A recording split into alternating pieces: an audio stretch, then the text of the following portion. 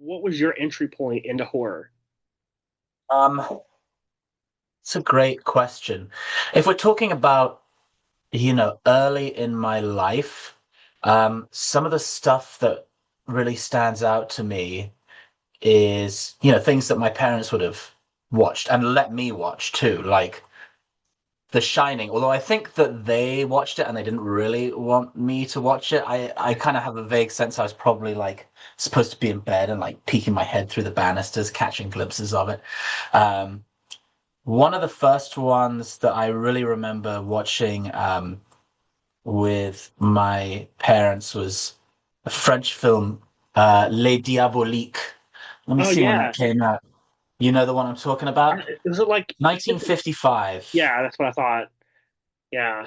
Um, and the structure of the film still sticks in my memory pretty well. There are like twists and turns, Wow. and reveals. I haven't watched it since I was probably, I don't know how I like 8, 9 or something. Um, so I'm probably due a rewatch. But I remember there's like a title card at the end that says, like, if you enjoyed this film, don't tell other people how it ends.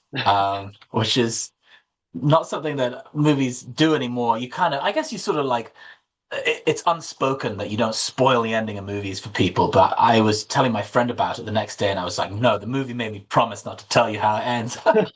That's amazing.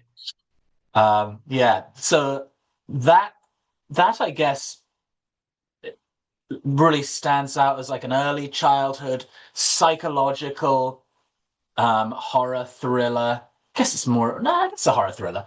Um, and it kind of keeps you guessing as to whether there is something supernatural going on, which I like a lot. And I explore in other films too, in other things that I've written.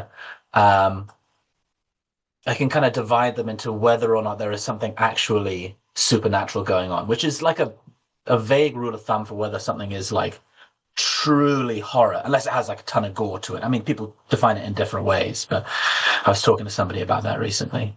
And then, like in more recent times, some that have really stood out to me are things like It Follows, uh, The Babadook, um, and Under the Skin, which was one of the things that I cite as inspiration for this film.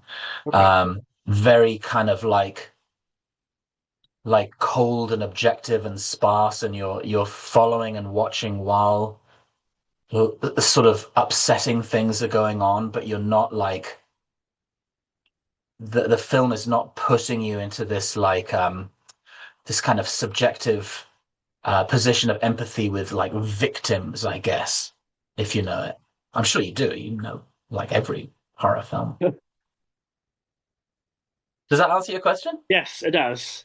Um, I'm kind of curious. Like the title of the film gives me, it reminds me of like giallo films that are really long, Yeah, kind of like they're basically sentences. yeah, yeah, Titles. totally. Um, and your film actually reminded me of, I don't know if you've ever seen it. It's a 1977 film called Deathbed, The Bed That Eats. No, let Um, me look it up.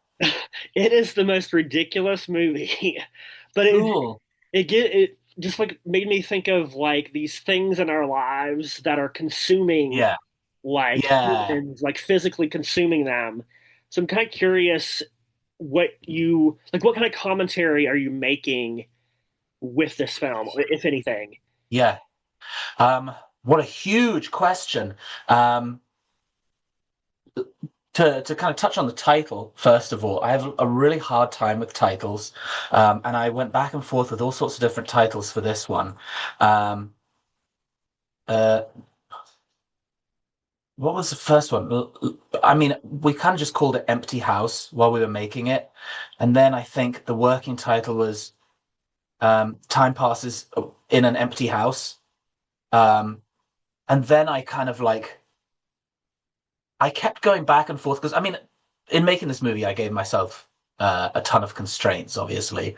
Um, and I was at one point I really wanted to make the title of the movie be like a line from one of the poems that the house has memorized from when the poet used to live there, even if, it never actually came up in the film. Um, and so I kind of agonized over that, like making it like scan and having the right number of like syllables. Um, and it didn't quite work. And then the line, the house was not hungry then, was already in there as something the house said. And so I kind of tossed that around as well. And some of my friends, I got all my friends to vote on it basically. And there was slightly more favor for that. But I agree that it is like a lot, like a, if I have to admit it, like a kind of self-indulgently long title for a film. So future films, I'm going to make at least a couple of like real short, pithy titles first. Yeah. Um, you also asked about like kind of the commentary Like, of the film, right? because like with the Deathbed movie, it's Yeah, like things in our lives consuming us. yeah, So like, well, how does yeah, that play with like a yeah, house consuming people? totally. There's so much that I kind of wanted to explore with this film that I think part of my creative process is having things that consciously I know are going into it while I'm writing and while I'm making it. And then in the process of editing it and leaving it and coming back to it, I see that there's other stuff in there that I didn't pick up on because I was too close to it, but that is like clearly important to me somehow. Um, I think a lot about home and about belonging and about like time. And the older I get, the more I like don't understand time and how you experience time. I'm at this phase in my life now where, as I was making this film, my grandfather had just died, and he was the last member of that generation in my family. Um, and so it was this, there was like a big feeling in me of things kind of closing off somehow. And we had to go to his assisted living facility and clear the stuff out like immediately because it's so expensive. And, while he was alive, insurance, I think, was paying for it. But since he had died, we just had to go through it. And so I rented a U-Haul and went up there because I live pretty close. And so I could take some of my grandparents' old nice furniture and stuff. But it was me and my dad and my uncles just going through absolutely everything that they had taken with them to that facility, and deciding like in seconds every single thing whether we keep it or not keep it and keep it or not keep it. And I've always been someone I'm very kind of sentimental, and I love like holding on to stuff. It's a good exercise for me getting rid of things, but still like in that sort of situation it's hard to see like this was important for some reason and it's like the memento of people that I loved, but is it practical to keep it? So this feeling of like a greater sense of like family and belonging, whether that's, relatives or place, um, a place that people have made a home, that can just get taken away from you so quickly. I still don't like totally understand, how we experience that. And I think like one of the things that I kind of wanted to explore, one of the major things that I wanted to explore in this film is like taking that feeling and kind of looking at all the metaphors that we have for that and making them literal in a sense. Because I mean, even I just said like things close off. Like when you don't see people. I think it's like a Mary Oliver poem.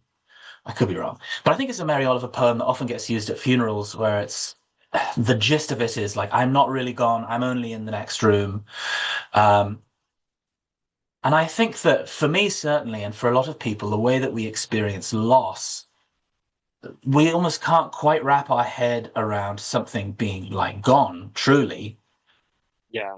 And it's easier to think of the things that are gone being like just somewhere out of our view, somewhere in a different part of this big house that is our life, but closed off from us so we can't get to it anymore. I forgot where I started that led me down that huge tangent. I think like, oh, you were asking kind of about like, yeah, like things that kind of that I wanted to incorporate into this film, and that was a big part of it. Time and loss and closeness. Um, there is, I mean, in terms of the setting, there's a housing crisis in Scotland, like there is in a lot of the world and a lot of the developed world. Um, and because of, like demographic pressures, there's like a huge shortage of houses in cities. And then there's parts of the countryside where people, leave from, where there are houses that just get abandoned and are derelict. Um, and And so, I mean, that's kind of the setup for why there is this symmetry of characters, I suppose. If you call a house a character, that there is a house that lacks an occupant and a human being that lacks somewhere to live, who eventually find each other. That's kind of like the optimistic side of like that relationship within the film.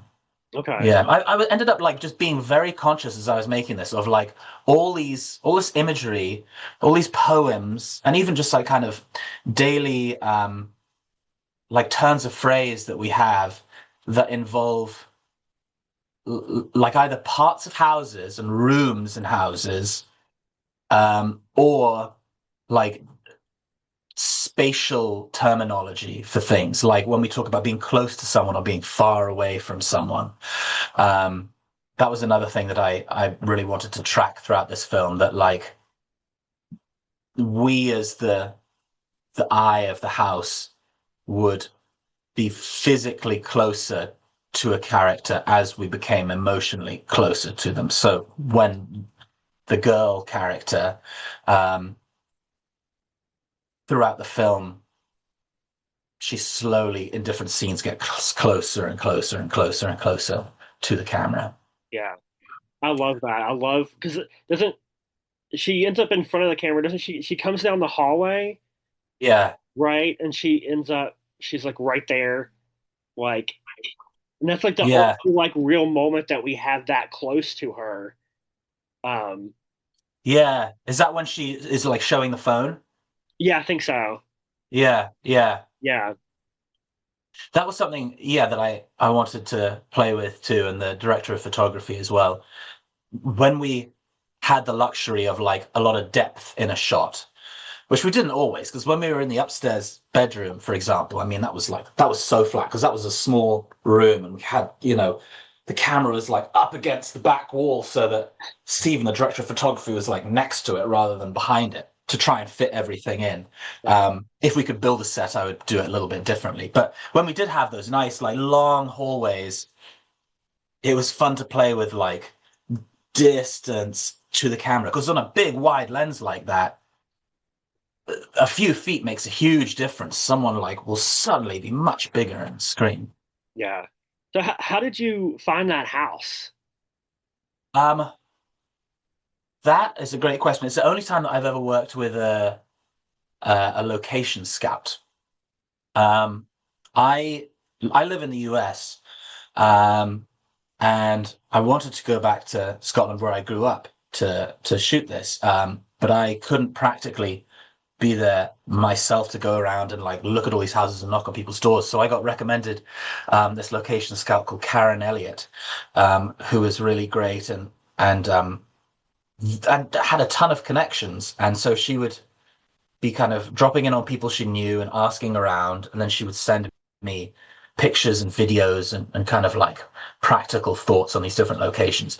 And that location was actually, I think it's her daughter lives like next to it or just down the road from it.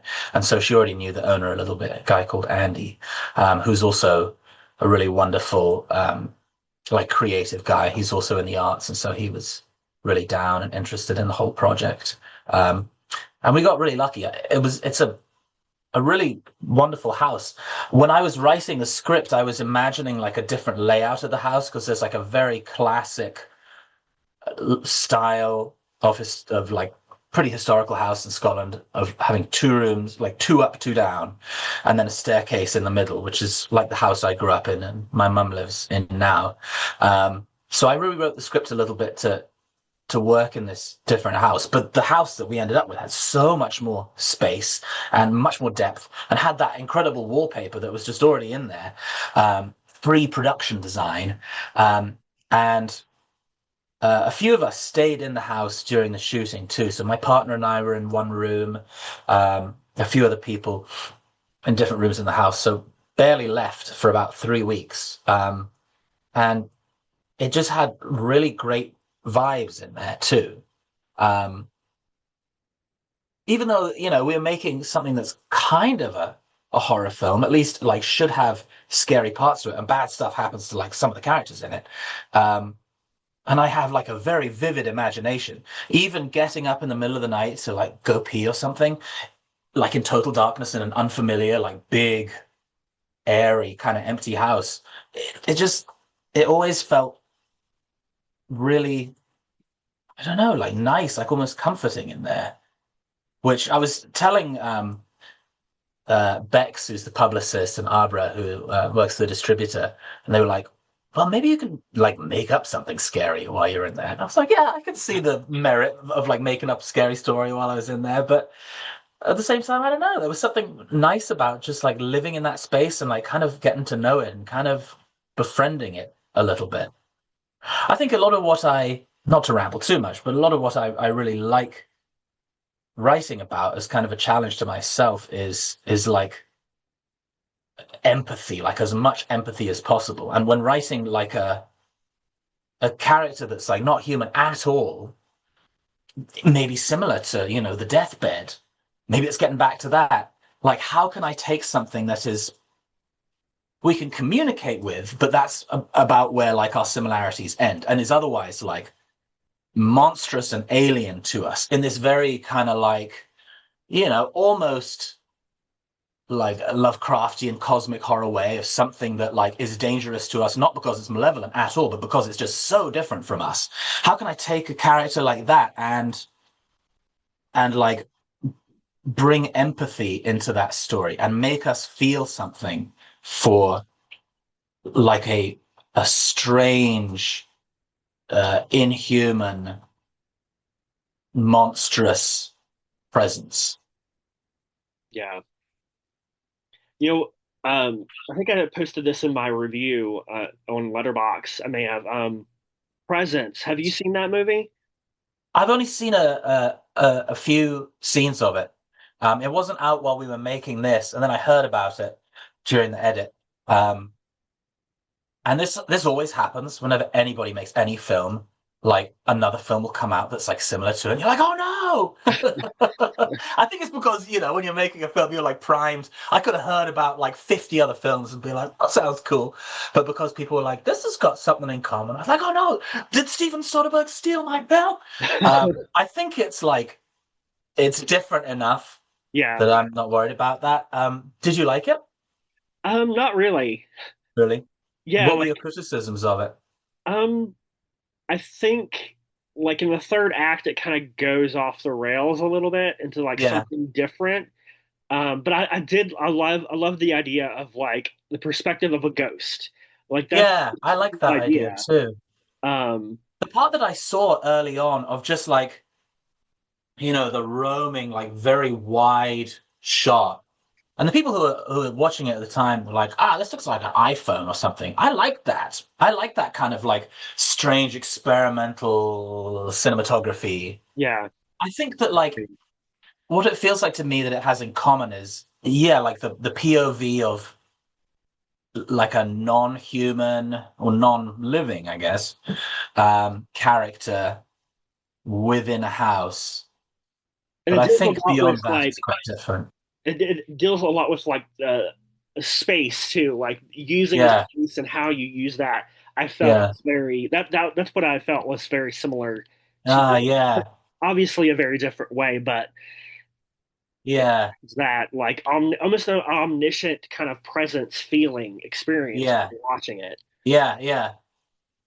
It's funny because then I want to use the word like presence, because the word presence is a great word, and it's great to like describe stuff in in my film too. But I'm like, oh, I can't say it too much because Stephen Soderbergh called this movie that. Yeah. So, what I love, as we were saying about space, like you have a film like you mentioned the Shining, a movie like The Yeah, Changeling too, like where a house or the space becomes a creature or a character of its own. Uh, yeah. what are some of your other favorite films that kind of use that, like that work in that area? Oh, um, great question. Well, I watched Skinamarink, and that was definitely a reason why I made this film. Because I watched Skinamarink, and like the whole time, I was like, I don't know if I like this. I was watching it in a like an indie theater with some friends, and I was like, this is what is this? Am I enjoying this? I don't know. And then as soon as it ended, which by the way, like one of my favorite parts about it for sure is the way it ended, because it starts with um uh like opening credits, which is like a weird thing to do these days. Feels like kind of old fashioned. So it's like, what a strange choice. And then it gets to the end and there's no closing credits. So I'm like, now I get it. Because it gets to the end and like the file just stops, which was like really jarring to me. And I absolutely loved it. It really gave it this sense of like, oh, I shouldn't have been watching this. I just found this like cursed like AVI from the old internet. Yeah, Um, but see, I got to the end of it, and my friends really liked it, and like that kind of got me thinking about it. And I really appreciate a film that will do that. To be honest, that will like keep me guessing about whether or not I like it for a long time, because obviously it's like it's provoking me somehow. yeah. Um, so that was an inspiration for this in the sense of like dreadful spaces, Mhm. um, and like incredible austerity that there's like you never see a character's full face in that movie. There's like kind of part of a half of a face. Yeah, So I wasn't, bold enough to do something as crazy as that. I was like, I'm going to give my movie a little bit of a story.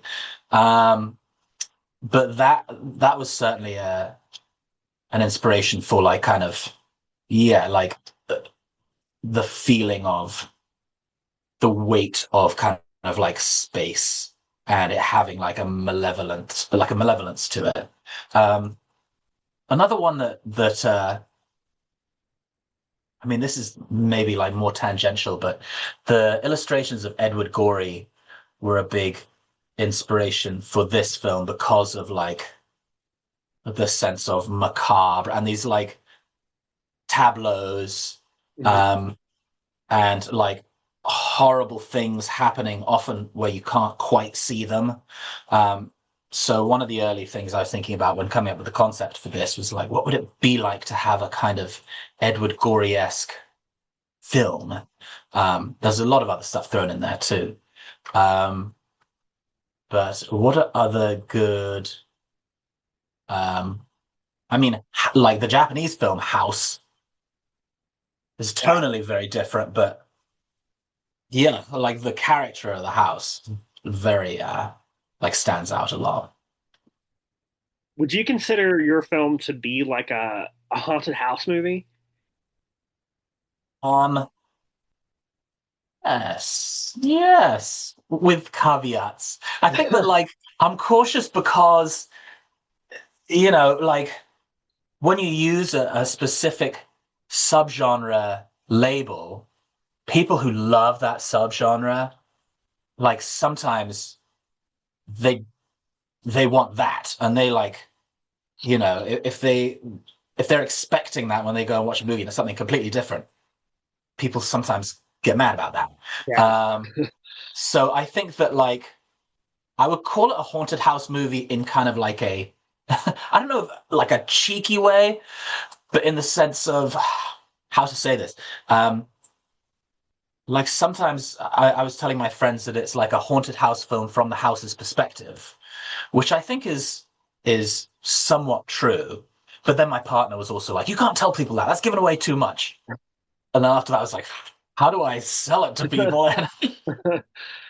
um, yeah, it is a haunted house film in the sense that like there is something inhabiting a space that causes like bad stuff to happen to people. So by those criteria, absolutely, it is a haunted house film. I don't think that like it's a human ghost, and I don't think that like tonally it would be what people would expect if they're watching a haunted house film. Um, you're not following like an innocent human character going into a scary space and anticipating something horrible happening to them. You like are already there, and you're like watching people, welcoming people in, and then seeing what happens to them. So that reversal, I think, changes the tone of that a lot. Whether it shifts it into a different genre, I don't know. Yeah. Yeah, it is interesting to like think about your film, like what kind of horror is it really? That's why I Yeah, said psychological. I think that's the best. Like if we had to put yeah, it into a box, I would consider it like psychological horror. yeah, yeah. I mean, there's a part of me that doesn't know if it's even like if it totally qualifies as horror, but I think that like uh, I don't know, like to deny it being horror suddenly like disqualifies it from like a bunch of stuff. So I I shouldn't do that really. And I think that like there are horror can be a very narrow category, but it gets broader and broader, and there's so many films that come out now that expand what horror can be. Yeah, Because it's not like, I mean, you wouldn't call it a drama, would you? There's like crazy stuff happening in it. I've always loved horror because of what it can evoke in us, especially from this like empathy centric mindset that like it's a challenge that I enjoy to like make people like bring people in to like difficult situations and put them inside characters. But another thing that I really love about horror is just the freedom of it, that it's a kind of fantasy in a sense. You get to make up the rules of the world yeah, as you create it, which comes with its own challenges because anytime you're creating rules in a story, you've got to figure out how to inform the audience about those rules like at the right time without hitting them over the head, but make sure that they understand it going forward. But I do really love that you can have anything can happen in a horror film. It's very, very open. yeah, for sure. I Um, keep taking your question and then like being like, oh, I have another thought. well, like So forgive me. I'm old school, so I have like my notebook here, and I can just cross Great. things off as like we talk about it. And most of my stuff's crossed off because you end up like addressing it in some way. So, um, well, just to kind of wrap up here, like as an indie filmmaker, how do you take reviews, like in the reception that you get? Like, Oh, do you check yeah. reviews or like Letterbox, IMDb? No, no, not at all. No. Um, this is like so I had a film that I uh wrote with a friend and he directed in it and I acted in it and it was like no budget and that was the first like feature that I made that got distributed. And so that was the first time that, I'd had something out there that like people were watching. Um, and I think that like because it was also, a project with another person, like it didn't the reviews didn't have like such uh a visceral impact on me. But I've found that like in this time around with this film, um, it's yeah, I just can't read them.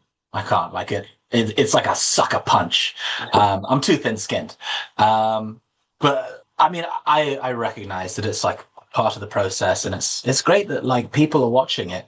But my producer Joel very kindly Just like when we get good reviews, he sends me the good reviews and he shields me from the negative reviews. I think on an intellectual level, I'm fine with people not liking it because it's like, it's weird.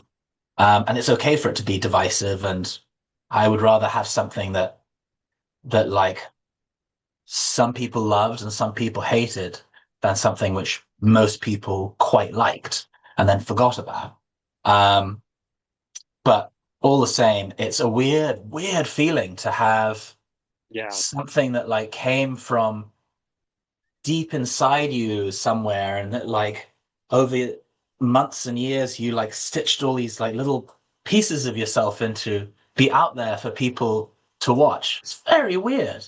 And I that's what film is, of course, but it is like totally weird. And sometimes I'm like, I hate this. I want to like put this somewhere where people have to like complete a quiz beforehand so that only people who are gonna like it get to watch it. well, And sometimes, I mean, I've gotten so burnt out on this process sometimes that I'm like, if I could make films that would just like here in Providence where I live, and they only screen locally, and they don't go out into like the cold, hard, like awful world.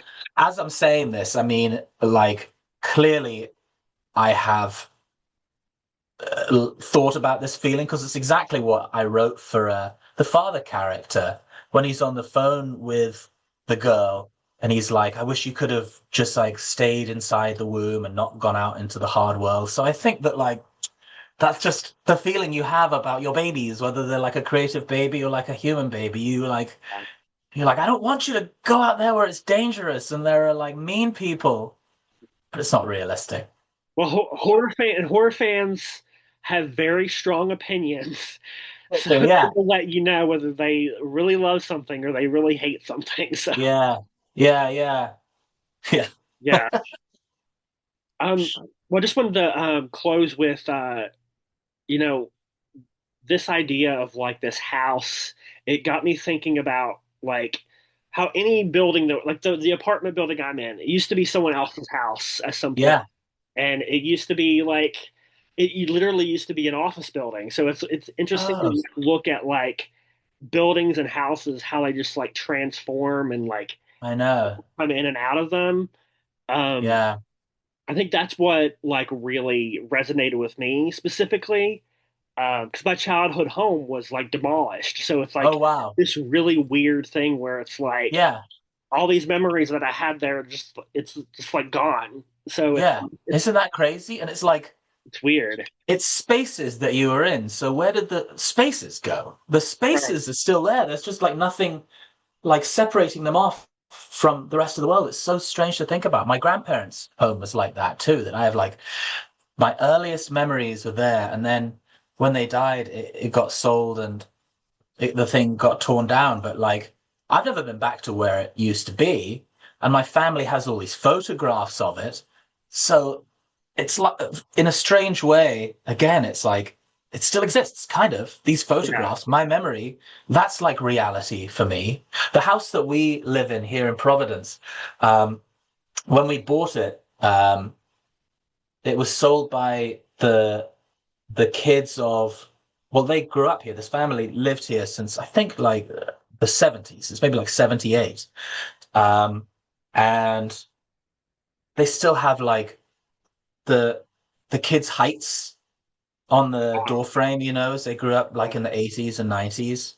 And they left us all these photographs of mainly to document the different like renovations they did to the house and when they like kind of uh, opened up the roof. I mean, they did all the stuff in the garden. Because the weather is getting nicer now. This week I've been out in the garden a lot, so I've been consulting like the plans that they made for the garden and looking at the photographs of them, like when they were younger in like the 90s Yeah. out in the garden. And I'm like very, very conscious right now that yeah, we're like living in a space that we love and like is our home, but somebody else also loved, and it was their home, and it's the same space but a different time. So it Yeah. feels like this like kind of feeling of like love and like safety that strangers are kind of like on top of each other, like only separated by this thing that we can't even measure really. It's a really interesting feeling. This like it's very kind of intimate and personal somehow.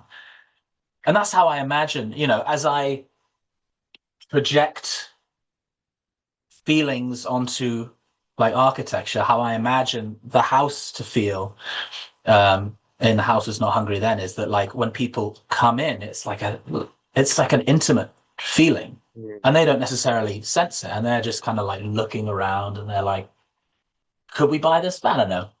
But for you as the house, like there's a real intimacy in having like people inside you that you don't even necessarily want there. What was your entry point